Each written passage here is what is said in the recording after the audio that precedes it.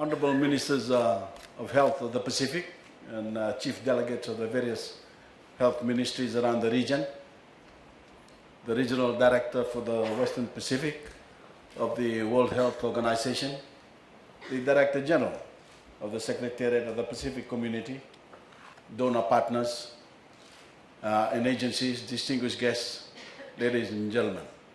Bula Binaka, and a very good afternoon to you all. I'm delighted to officially close the 11th Pacific Health Ministers Meeting, Fiji 2015. We are honored by your presence in our country, and I hope that your gathering has been a success and that you've also enjoyed our Fijian hospitality. The health of all Pacific peoples is a prime development priority for all of us, and regional governments generally are highly focused on this issue. Sadly, while we have made great strides in certain areas in recent years in delivering better health outcomes to our people, we are still falling way short of the mark on the issue of non-communicable diseases. It is a tragedy that while we often live in pristine surroundings, breathe some of the cleanest air in the world, and also have ample means to eat well because we are surrounded by an ocean teeming with life, the health of many of our people is so deplorable. It ought to be a cause of regional shame that the Pacific now has, on a per capita basis, the highest incidence of NCDs in the world.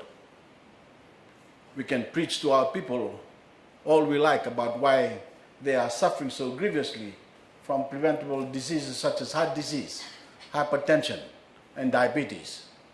We can point to the extraordinary level of amputations in our hospitals directly caused by NCDs. But it all comes down ultimately, in so many instances, to an issue of personal responsibility.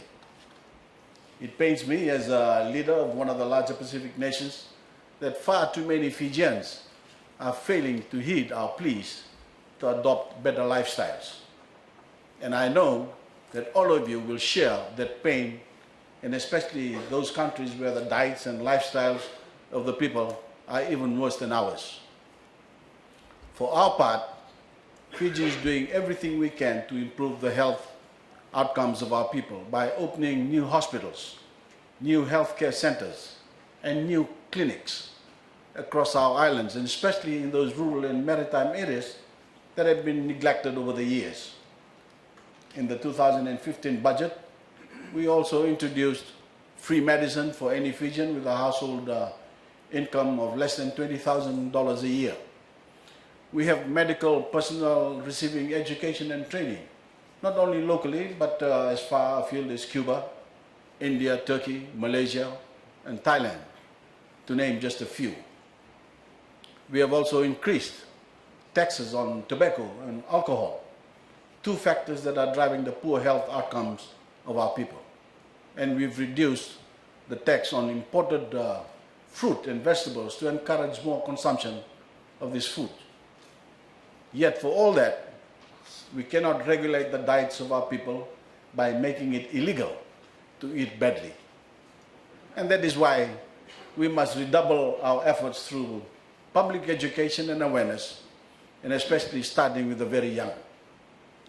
Last month, I had the great pleasure to introduce a major initiative that we hope will encourage a lifetime of good eating on the part of ordinary Fijians.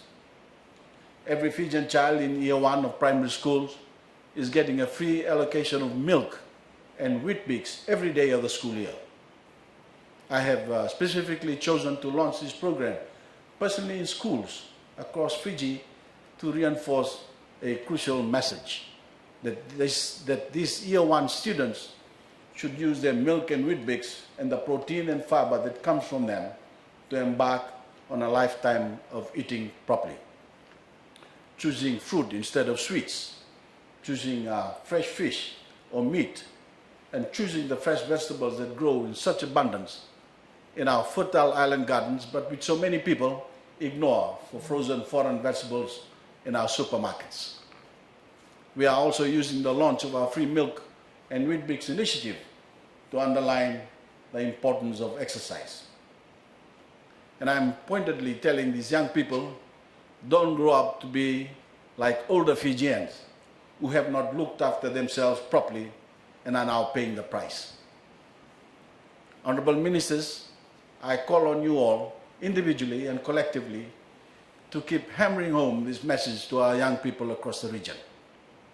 They have so much to live for, especially in those countries like Fiji, where they are now getting free education, and of course the opportunity to have more fulfilling lives. But far too many of them are slowly killing themselves, robbing themselves of healthy and happy futures, and robbing us of the human resources we need as nations to prosper. Just as I urge our health ministry in Fiji to concentrate more on NCDs, I urge you all to take this message back to your own governments and citizens. Honorable Ministers, ladies and gentlemen, thank you again for the opportunity to close your important meeting. On behalf of every Fijian, thank you for coming. And I now have great pleasure to declare the 11th Pacific Health Ministers meeting closed and wish you all a safe journey home.